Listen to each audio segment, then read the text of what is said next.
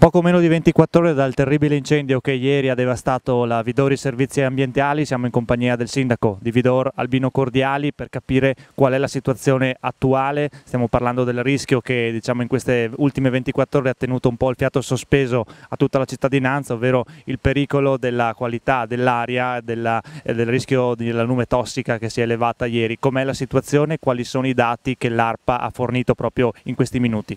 Sì, ecco, diciamo che l'ARPA proprio in questo istante ha comunicato via ufficialmente che la situazione è tornata nella normalità. Tutto questo ieri eravamo molto preoccupati perché la nube uscita da quel capannone era molto preoccupante perché dava i solventi talmente così condensati, davano preoccupazione per tutto il nostro territorio e non solo, anche i comuni limitrofi.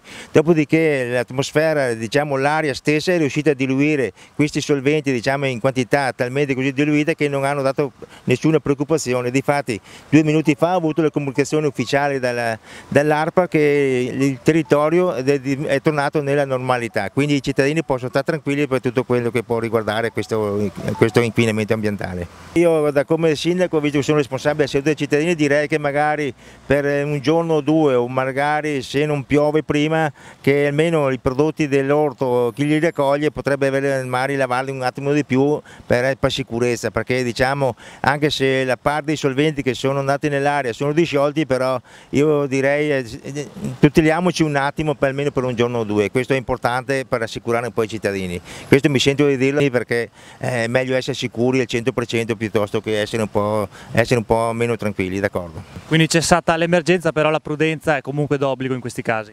Senz'altro noi dobbiamo avere la prudenza di essere sicuri su quello che facciamo e su quello che diciamo soprattutto, perché non vorrei mai avere delle conseguenze in futuro, che magari qualcuno mi può dire qualcosa che non ho avvisato, anche delle conseguenze che posso vedere in futuro. È meglio essere molto prudenti in questi casi così eccezionali e speriamo non capitino più, perché è stata veramente, penso, un po' una tragedia non solo per la ditta ma per tutto il territorio nostro.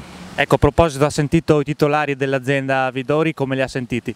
No, io non ho mai avuto occasione di sentire. Ho sentito ieri l'amministratore delegato al momento dell'incendio, erano molto preoccupati perché veramente l'azienda è andata distrutta, quindi adesso non so le conseguenze che prenderanno loro, ancora non ho nessuna comunicazione, quindi penso che avremo modo di contattarci in questi giorni per decidere insieme oppure loro cosa pensano di fare in seguito.